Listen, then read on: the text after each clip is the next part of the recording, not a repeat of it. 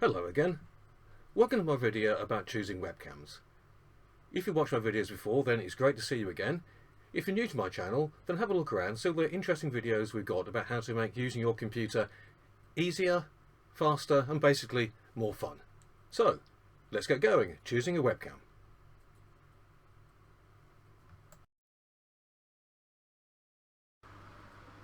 So the reason I'm doing this video is that recently one of my webcams blew up, so I had to go buy a new one, and I thought I'd go through discussions of the process I went through to arrive at the right one. Now, the first thing to bear in mind is that how you put in your webcam is very important.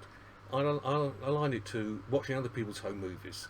Frankly, you're sitting there expecting something that's BBC or ITV quality or something like you see at the big screen with lots of direct input, thinking, all those sorts of things. So you're also a bit let down by watching other people's home videos.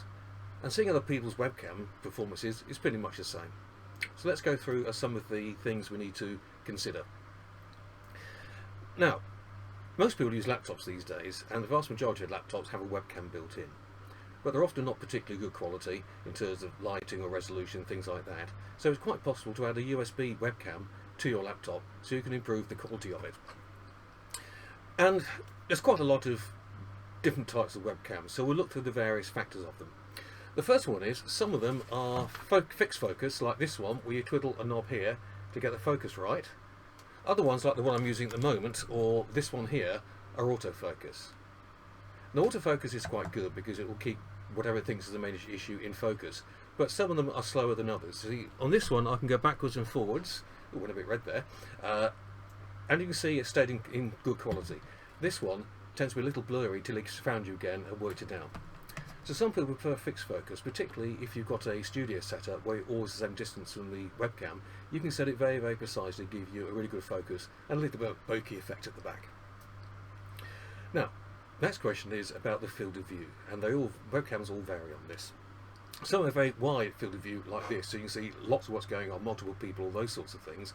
Other ones have a much tighter focus, so all you're seeing is the actual person's head. I'm lucky in the one I've got now, I can actually vary the focus for about vary the field of view for about 90 degrees down about 45 using software on my computer.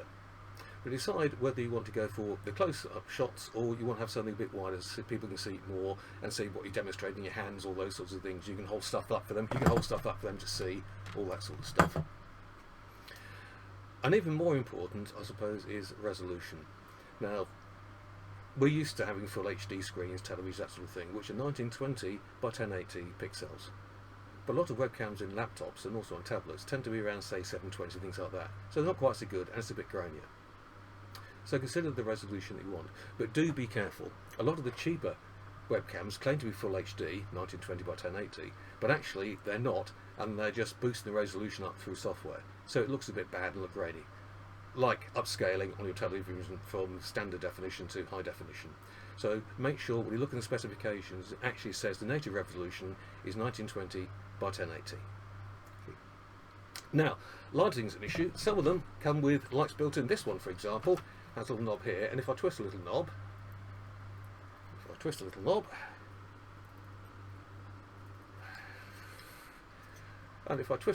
you can see a light comes on around the screen.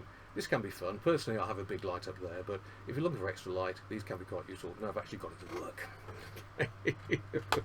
And then finally, you want to have a think about, in this issue, about you can mount some of them you mount on the screen with a little clip like this. You may also get a tripod hole here, so if you want to, you can put an actual tripod on it.